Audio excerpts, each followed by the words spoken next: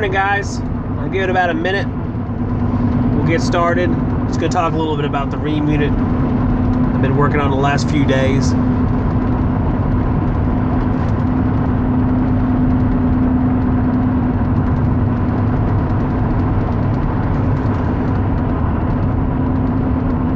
Looks like I got some texts coming in from the wife. Keeping up the wife line.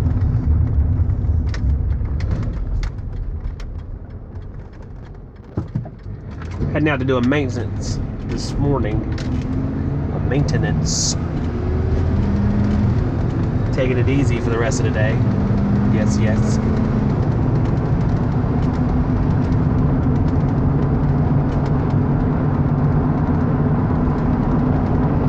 Gives about 20 more seconds, we'll get started. Enjoy that lovely country scenery.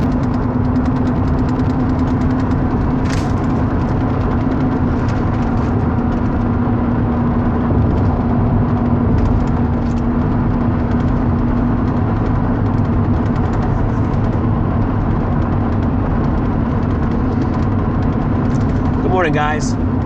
I'm heading to a preventive maintenance. It's one of the first ones I've done this year. I've been pretty sick the last couple of weeks, and before that I had the flu, so I had a bad run there for a while.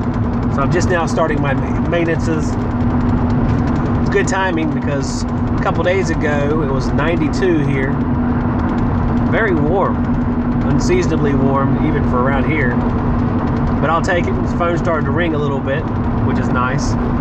But for the last 3 days, ending yesterday, me and my loyal band of HVAC men, Mike Powless, his employee, and my brother have been installing a Rheem packaged heat pump and duct system.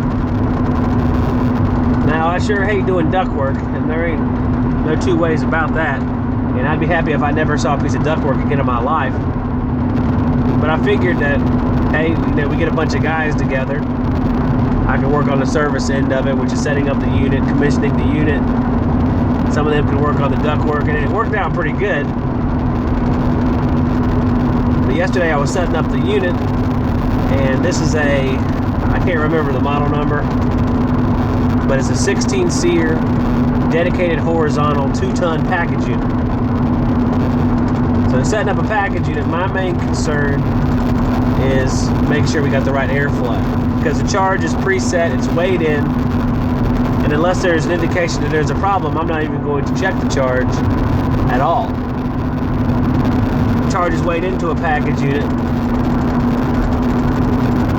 It should be perfect from the factory, already set up, where the only variable is how much air you're giving, or how much air is going through the unit.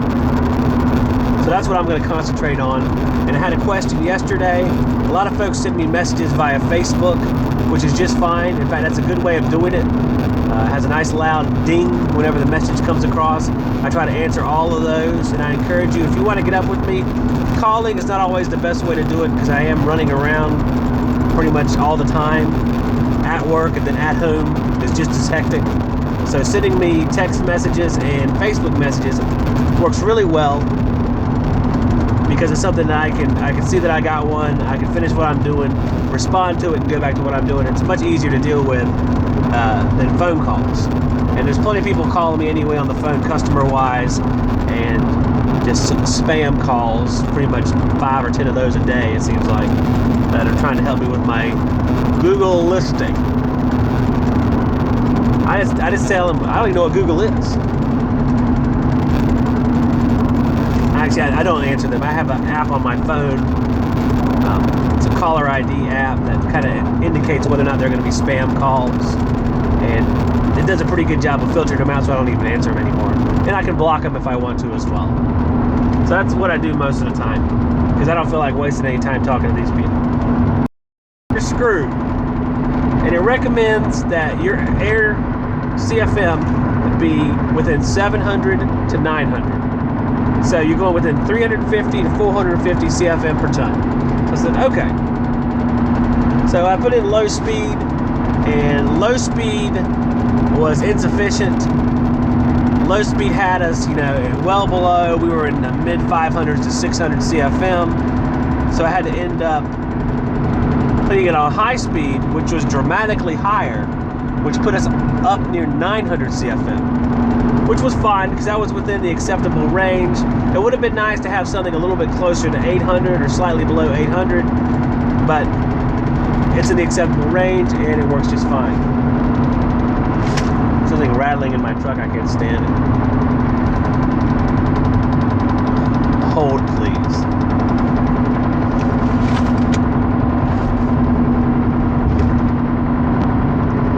Okay, so I had it set up for 900 CFM. We had a temperature split, and we had a relative humidity between 50 and 55%, so our temperature split should have been 18, 17, right in there. Ended up being a little bit over 18 to around 19, so acceptable for sure. Everything was cooling off very nicely. It was dehumidifying nicely.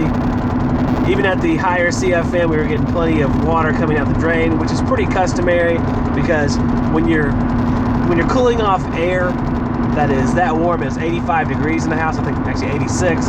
When you're cooling off that air, the air spaces get smaller, the same volume of air can't hold the same water, and you get a lot of release of water on the evaporator coil, which is what was happening. So we were getting a lot of water out the drain. It was cooling off very nicely. What is the difference between having a high CFM and a low CFM? It's a good question. This is some of the questions I was receiving yesterday. If you have a high CFM, especially on a heat pump, in cooling, you'll have more sensible cooling because your suction temperature and pressure will be higher. Your dew point won't be reached as readily, so you won't have as much dehumidification. If you lower the airspeed in cooling, the dew point of the coil or apparatus dew point will get lower.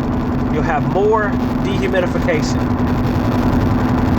I tell you what, guys, this toolbox rattling is annoying the shit. Sorry about that. It was just annoyed the hell out of me here. Right in my ear. Because I don't know how much of that you guys can hear. I don't think a whole lot because the mic's actually right above my head. But it's annoying. So we're talking about lower airspeed, more dehumidification, more latent cooling. A lot of people talk about sear rating. How you get sear rating is you have that 400 CFM per ton. You have that oversized coil with a higher suction pressure and a lower compression ratio on the compressor. What does that mean? Your suction pressure goes up with the same head pressure, or you have lower head pressure because of higher sear equipment. You're not compressing the refrigerant to 3 and 4 times, or 3 to 1 to 4 to 1. It's lower than that, less work for the compressor, therefore the compressor doesn't use as much amperage. That's the idea there. Now that doesn't always bode well for comfort, because obviously you have a higher suction pressure, you have a higher dew point on the coil, you have less dehumidification on the coil. You might not actually be as comfortable. That's why when you go into a carrier air handler and you see 400 CFM per ton, you see 350 is comfort. And that's what they're all about, really. So you have to lower the CFM to get the desired effect inside. That's what I'm always leery about, sending an excess CFM through the machine, because it's not exactly like having a low CFM. You know how it's always bad for the unit to have low airflow, but high airflow isn't exactly a great thing. I don't think it's as bad as low airflow most of the time, but you can see you can get into trouble with comfort inside the house. If you take away a lot of your latent cooling, then you'll have that humidity hanging out inside of the house. But I seem to be getting, I was getting a good temperature spread. If you have excess airflow, typically your temperature spread will be too low. Mine was on target, so I was happy with it. With 2 speeds on the machine, I was a little worried we're going to be too far off, but it looks like we made it in there. A 3rd speed probably would be nice to have, because some applications are in the middle, like mine was. It would have been nice to have a speed in between those two, but it probably had something to do with how the machine manufactured to get that certain sear rating. So I'm not sure, but the install went well. Job turned out nice. I had a picture on Facebook of it. I didn't do any video of the job because I've been relatively sick for the last while. I didn't really feel like doing any video. I do have some videos I have to edit. I had one last night of a Rheem RP14 that I installed like a week and a half ago with my brother. And there'll be some more videos coming up. I think I have some service stuff. In fact, they've been sitting on my computer so long I can't remember what they are offhand. But there are some more coming up. We'll talk more about airflow. I've been getting a lot of questions about airflow, how to expand on it, and talk more about it. And we'll do more of that on the Pro channel. Maybe I can take my unit to the house where I have a little bit more time and do a little bit of static pressure testing and show you. Static pressure is good, but you want to have the the blower chart that goes along with it. I can probably look it up for my unit. Mine's 18 years old. Static pressure is a good way to commission a unit. I use that a lot of the time. That and the vane anemometer. I had the DAF-M3. I've been trying to use the Testo a little bit more. I've been finding that when you're using the vane anemometer with the Testo, because you hit the little button on it to start and stop the testing cycle, and it will give you an average as you go across the entire grill that you're testing. So I'll take my return grill, which has a free area of 68%, and I'll go ahead and type that 68% in, then I'll wave it in front of the return grill. You want to take your time, make sure you cover the entire grill with that thing, because it'll give you a nice average. I did it a few different ways. One time where I only made 4 swipes across the grill, it was dramatically different as far as the result. When I covered the entire grill very meticulously, went back and forth, probably 10 or 15 swipes across the 20 by 20 grill, I would get the same number within about 2 or 3% every single time. So it worked very well. That was the number I got, 900 CFM. In fact, some of them were slightly higher than 900. I'd get a few that were a little bit lower. Then I got some that were way too low and I did just a few swipes. So you want to have a nice coverage area so you get an accurate measurement. I didn't do static on that unit. I'd already put the hood together because it was going to rain, so I didn't leave it out to do static. I didn't crawl in the crawl space to do it because that sucks. And I already had a method of measuring airflow, which was the anemometer. You can check it multiple ways, but as long as you check your airflow with some means, I think you're ahead of the ball game. Like I said, you can use your temperature split to get a rough idea if your airflow is way off. When I was on low speed, my temperature split was 23, so that was way off. Because they have to have a target temperature split that high, your humidity in the house has to be very low, like 30 or 40%, which is not the case in the summertime. Here in North Carolina, it's the opposite. We can have testing humidities on new systems where the house has been unconditioned for a couple of days in excess of 70, 75%, which is a target temperature split of like 11 or 12. It's very small. So just having some familiarity, that's why we have the rule of thumb on the Pro channel about your temperature splits. That's not going to be your end all as far as airflow testing. That'll get you in the ballpark and let you know if there's a problem. Because if your temperature split, if you have like a 60% relative humidity, like a 16 or 17 degree, oh, I think I'm all frozen up. Hopefully I'm still recording. If you have a 16 or 17 degree temperature split,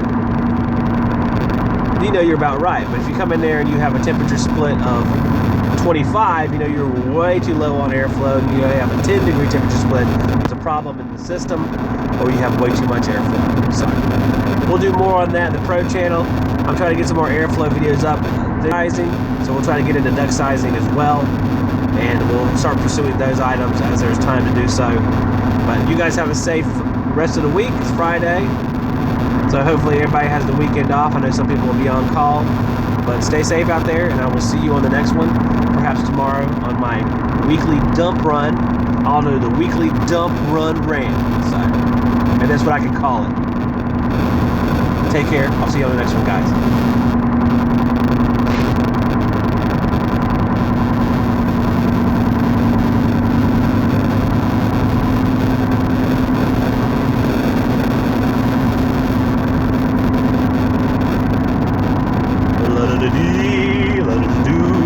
Going to do a maintenance. Maintenance is boring, but at least it's not duct work. We're here almost to do my maintenance.